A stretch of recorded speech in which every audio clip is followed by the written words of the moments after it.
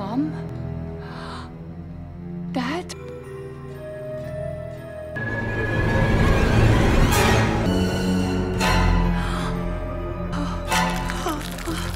Kamusta mga idol? Welcome muli sa aking munting channel. Bago natin simulan, paki-like and share naman ng ating video. Maraming salamat. Ilalagay ko na lang sa pin comment ang title ng ating video. Simulan na natin. Nagsimula ang pelikula sa kaarawan ng isang batang babae na si Claudia. Nakatanggap siya ng kakaibang regalo na manika, ngunit ito ay nakatitig sa kanya sa pangit na paraan. Sinabi ng kanyang mga magulang na ito ay isang masamang biro mula sa tito ng bata, kaya itinago ni Claudia ang manika. Matapos ang kasiyahan, lumabas ang manika upang mag-ikot-ikot sa lugar at kinuha nito ang isang kutsilyo. Umakyat ang manika sa taas at nakita niya ang ama ni Claudia, kaya itinago nito ang dala niyang kutsilyo sa kanyang bulsa. Lumapit ang lalaki sa manika at kinuha niya ito sa pag-aakalang naiwan lang ito ng kanyang anak, subalit bigla siyang sinaksak ng manika at nahulog ito sa baba dahilan upang kunin na siya ni Lord. Matapos noon ay muling umakyat sa taas ang manika at nagtungo ito sa banyo. Tahimik na pumasok ang manika habang naliligo ang ina ni Claudia ay walang awa niya itong inatake, kaya napasigaw ang babae dahilan upang mabitawan ng manika ang hawak nitong kutsilyo. Subalit muli niya itong kinuha at walang awa niyang tinapos ang buhay ng babae. Matapos noon agad nagtungo ang manika sa kwarto ng batang babae upang tapusin ito. Pag-alis niya sa kumot ni Claudia ay isa lang pala itong manika at biglang nagpakita sa kanya ang batang babae at sinabi nito na pinatay niya ang kanyang mga magulang. Dahil doon ay napaihi ang manika sa sobrang takot niya sa batang babae. Bigla naman nagising ang isang manika na mukhang alien na si Glenn. Nanaginip lang pala ito at napaihi siya sa kanyang salawal dahil sa kanyang masamang panaginip. Ginising siya ng kanyang boss na mukhang lasing na tambay sa kanto na si Morgan. Sa kabila ng panaginip ni Glenn, ito ay hindi masamang manika kundi isang inosenteng nilalang na nais malaman kung sino ang tunay niyang mga magulang. Samantala isang lalaki ang naglalakad na nakasuot ng Santa Claus at kinausap nito ang kanyang jowa sa cellphone upang sabihin sa kanya na tinatapos na niya ang kanilang relasyon.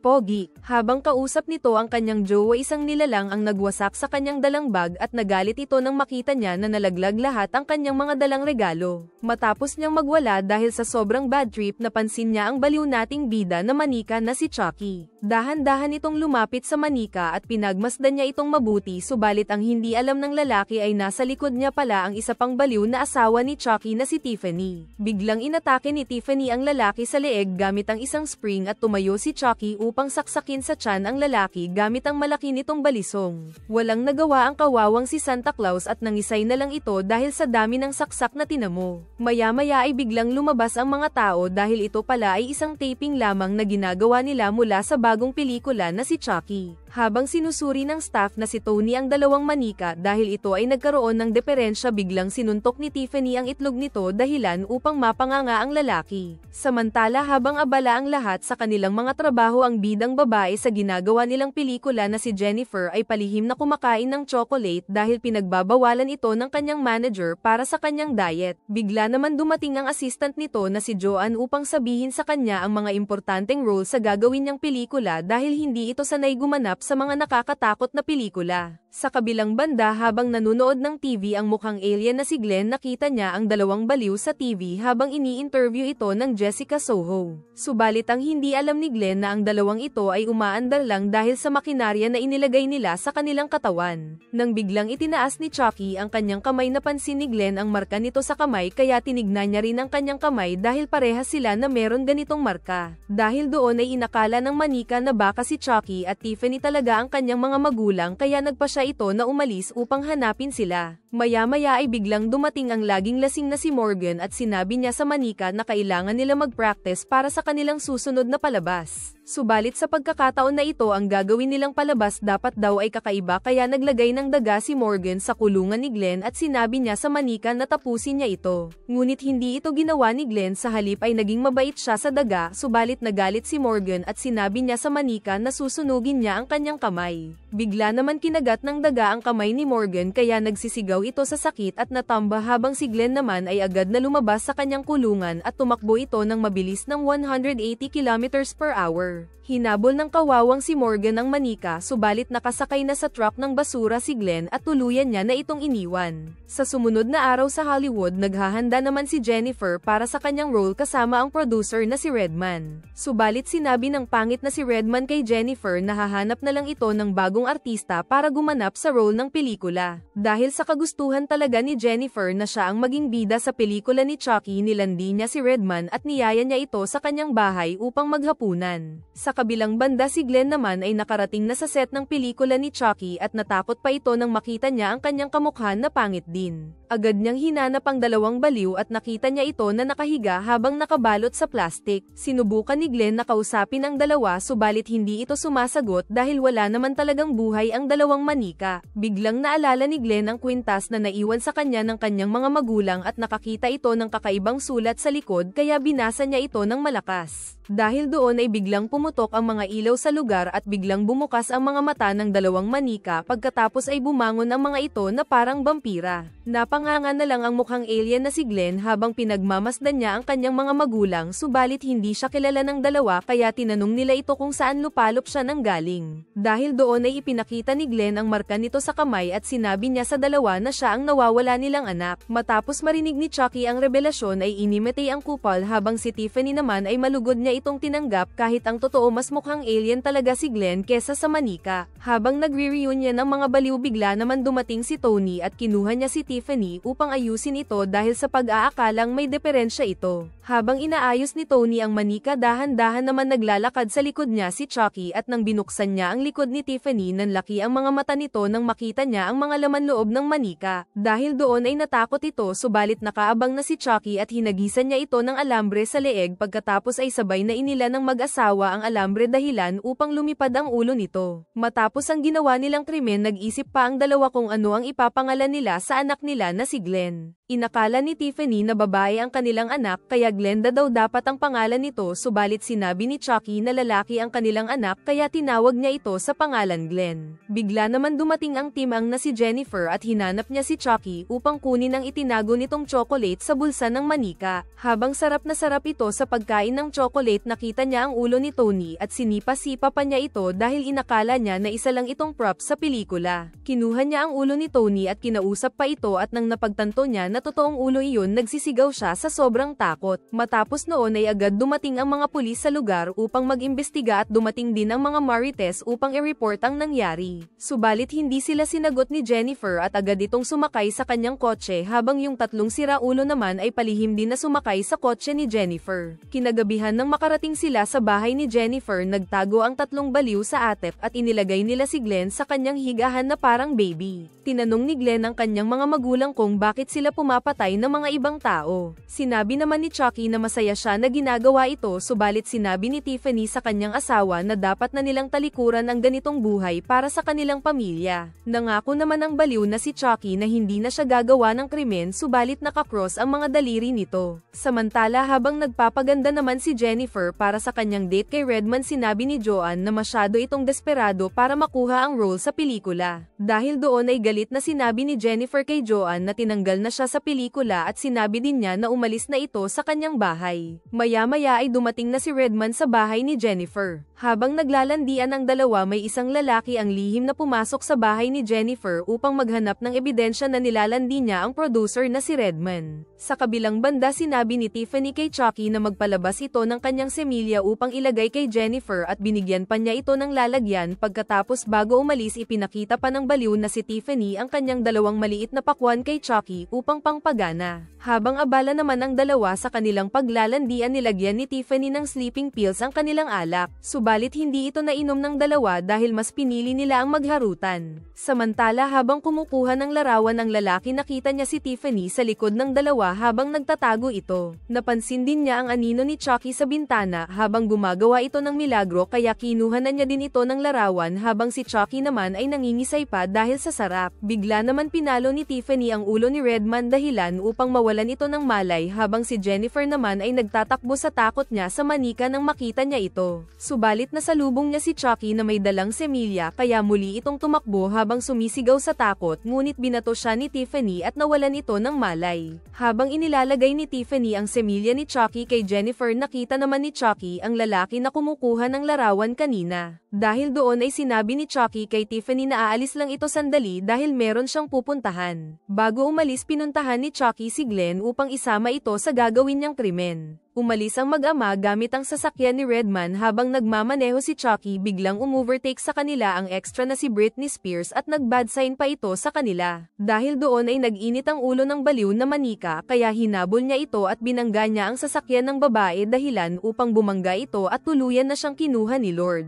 Nang makarating ang dalawa sa opisina ng lalaki abala naman ito sa pag-aayos sa mga nakuha niyang larawan. Habang nakaupo ito sa kanyang computer bigla siyang nagulat nang marinig niya si Chucky na nagsasalita habang nakaupo ito sa lamesa. Nanlaki ang mga mata nito nang makita niya ang kagwapuhan ng ating bida sa computer subalit nang muli niya itong tignan ay wala na si Chucky. Dahil doon ay hindi may pinta ang mukha ng lalaki sa takot kaya sinubukan niyang umalis sa lugar habang si Glenn naman ay nakatago ito sa ilalim. Nang palabas na ang lalaki sa kwarto nag-ala Spider-Man naman si Chucky habang kagat-kagat nito ang kanyang paboritong kutsilyo. Sinubukan ni Glenn na pigilan ang kanyang ama sa pagpaslang sa lalaki subalit natakot ito kay Glenn nang makita niya ito at napa-atras siya sa mga gamot kaya bumagsak lahat sa mukha niya ito at unti-unting natunaw ang mukha ng lalaki. Dahil doon ay pinagmamalaki ni Chucky ang kanyang anak dahil inakala niya na ginawa iyon ni Glenn para patayin ang lalaki kaya nag-selfie pa sila sa bangkay nito. Kinabukasan nagising ang dalawa subalit wala silang naaalala sa mga nangyari sa kanila kagabi. Lumipas ang mga panahon nagpatuloy lang si Tiffany sa pagtatago sa bahay ni Jennifer at handa niyang isantabi ang pagiging buhay kriminal. Pagkatapos ay tinawagan ni Tiffany ang mga kamag-anak ng kanilang mga biktima at humingi ito ng tawad sa kanila. Isang gabi habang kumakain ang dalawa ipinagtapat ni Jennifer kay Redman na buntis ito at si Redman daw ang ama ng pinagbubuntis nito. Subalit sinabi ni Redman na imposibleng mangyari ito dahil sumailalim siya sa medikal na pamamaraan para hindi na magkaroon ng anak. Sinabi pa ng lalaki na dahil buntis na si Jennifer ay kukuha na lang ito ng ibang artista upang gumanap sa pelikula. Habang nagtatalo ang dalawa narinig naman ito ni Tiffany kaya nainis siya sa lalaki at muling nabuhay ang dugo niya na pumatay upang mag-iganti sa pinapakitang pag-uugali ng pangit na si Redman. Plano ng baliw na manika na ilipat ang kaluluwa ni Glenn sa magiging anak ni Jennifer gamit ang kanilang ritual kaya kailangan niyang tapusin ang pangit na si Redman. Nang umalis si Jennifer dahil sa bad trip nito nagpatuloy lang sa pagkain ang matakaw na si Redman. Matapos siyang kumain bigla niyang nakita si Tiffany sa ilalim ng lamesa na pakaway-kaway pa ito sa kanya habang si Redman naman ay nanlaki ang butas ng ilong nang makita niya ang manika. Sinubukan niyang humingi ng tulong kay Jennifer subalit hindi na ito makapagsalita dahil binutas na pala ni Tiffany ang kanyang tiyan at kinakarne na nito ang kanyang bituka. Matapos makipag-usap ni Jennifer sa cellphone umalis ito at tuluyan nang bumagsak si Redman sa lamesa. Nakita naman ni Glenn ang karumal-dumal na krimen na ginagawa ng kanyang baliw na ina at sinabi ni Tiffany sa kanyang anak na ilihim ito sa kanyang ama na si Chucky. Kinabukasan habang nasa kama ang dalawang baliw nag-usap sila tungkol sa pagbubuntis ni Jennifer at sinabi ni Chucky na masyado daw matagal ang 9 months upang isagawa ang kanilang ritual. Subalit ipinaliwanag ni Tiffany kay Chucky na ang pagbubuntis ni Jennifer ay may kinalaman sa pangkukulam. Sa kabilang banda nang magising si Jennifer ay nagsisigaw ito nang makita niya sa salamin na malaki na agad ang tiyan nito kaya agad niyang tinawagan si Joanne upang humingi ng tulong dito. Habang nag-uusap ang dalawa dahan-dahan naman lumabas sa likod ni Jennifer si Chucky at tinakpan niya ito ng kumot kaya nabitawan ni Jennifer ang telepono. Nagpumiglas si Jennifer habang si Joanne naman akala niya nakausap pa rin niya si Jennifer subalit si Tiffany na pala ang kausap nito. Matapos ang matinding bakbakan ng dalawa nahuli ni Chucky si Jennifer at itinali niya ito sa kama. Nang may gagawin na sana si Chucky kay Jennifer biglang dumating si Tiffany at pinigilan niya ang mahilig na manika. Habang nagsisigaw si Jennifer kinuha ni Chucky ang kanyang panyo sa bulsa upang ilagay sa bibig ng babae subalit nalaglag ang larawan nila ni Glenn kasama ang matandang photographer na tinapos nila. Kinuha ito ni Tiffany at nagalit siya kay Chucky dahil hindi daw ito tumupad sa kanilang usapan. Habang nagtatalo ang mag-asawang baliw, nakita naman sila ni Glenn at sinabi niya sa dalawa na huminto na daw ang mga ito sa kanilang away dahil ayaw niya din daw na maging kriminal. Natuwa naman si Tiffany sa sinabi ng kanyang anak at ipinagmamalaki niya daw ito, subalit galit na sinabi ni Chucky na hindi niya babaguhin ang kanyang sarili at magpapatuloy siya sa kanyang buhay kriminal. Sa sobrang galit ng baliw na manika, sinuntok niya ang aparador at bumagsak sa harap nila ang wala ng buhay na katawan ni Redman. Nang makita ni Chucky ang malamig na bangkay ni Redman, agad niyang napagtanto na pinatay ito ng kanyang baliw na asawa. Maya-maya ay tinawagan ni Tiffany ang driver ni Jennifer upang papuntahin ito sa bahay ng babae dahil may lihim na pagnanasa din si Stan kay Jennifer. Agad naman itong pumayag.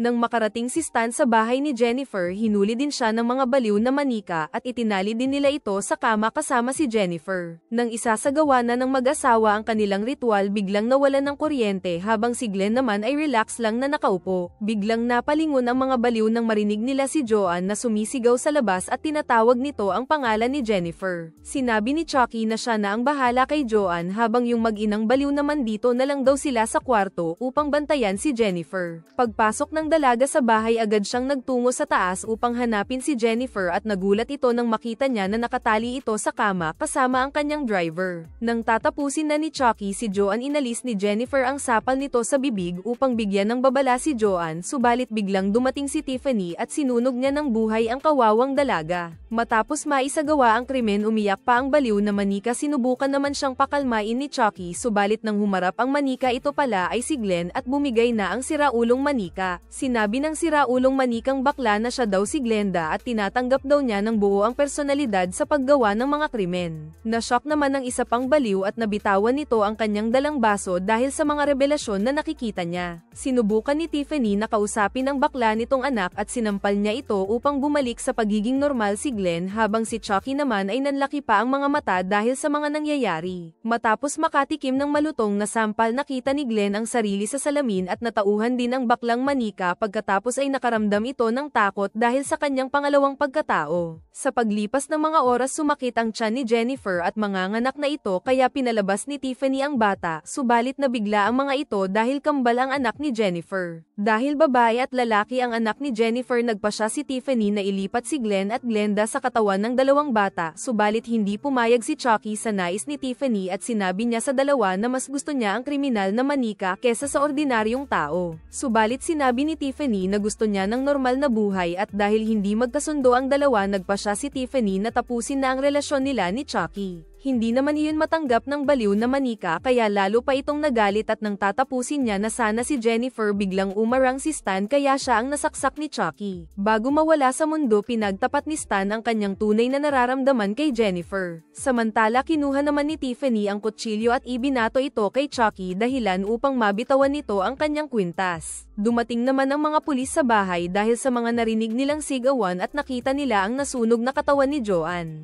Agad na umakyat ang mga pulis sa taas, subalit wala na ang mga baliw na manika at nakita nila ang kawawang si Jennifer habang humiingi ito ng tulong. Nang makarating sa ospital, tinanong ni Jennifer sa kanyang manager kung pwede niyang makita ang kanyang mga anak, subalit sinabi ng kanyang manager na magpalakas daw muna ito. Habang nag-uusap ang dalawa, nakatago naman ang dalawang baliw sa ilalim ng kama ni Jennifer. Nang makaalis na ang lalaki, palihim naman nilagyan ni Tiffany ng gamot ang dextrose ni Jennifer kaya nahilo ito at bumagsak sa semento. Agad nilock ni Tiffany ang pinto at sinimulan na ang kanyang ritual upang ilipat ang kaluluwa ni Glenn. Habang ginagawa ni Tiffany ang ritual, biglang pinalakol ni Chucky ang pinto at pinakita nito ang pangit niyang mukha. Subalit hindi pinansin ni Tiffany ang kagwapuhan ng ating bida at nagpatuloy pa rin ito sa kanyang ritual. Paglingon ni Tiffany, pinalakol siya sa ulo ni Chucky dahil hindi daw niya ito pinansin kanina. Dahil doon ay bumagsak si Tiffany sa semento at namaalam na ito sa kanyang anak na mukhang alien. Habang nalulungkot ang kawawang si Glenn dahil sa pagkawala ng kanyang baliw na ina, naisipan niyang magiganti kay Chucky. Sinipa niya si Chucky at nabitawan nito ang hawak niyang palakol. Pagkatapos ay nag-ala Jackie Chan pa ang baliw na manika at hinamon niya ang kanyang ama sa isang laban. Nainis naman si Chucky sa kayabangan ng kanyang anak kaya sumugod ito, subalit tumalon ng napakataas si Glenn at hinagis ni Jennifer ang palakol sa manika. manika. Pagharap ni Chucky agad siyang pinalakol ni Glenn at isa-isa niyang pinutol ang parte ng katawan ni Chucky hanggang sa pinalakol na din pati ang leeg nito. Napaiyak na lang ang manika dahil sa mga nangyari subalit pinakalma naman siya ni Jennifer. Makalipas ang 5 taon namuhay si Jennifer kasama ang kanyang 2 anak na si Glenn at Glenda. Sa kaarawan ng 2 bata sinabi ng maid ni Glenda na natatakot ito sa bata dahil sa kakaibang pag-uugali nito at nais na niyang umalis sa kanyang trabaho.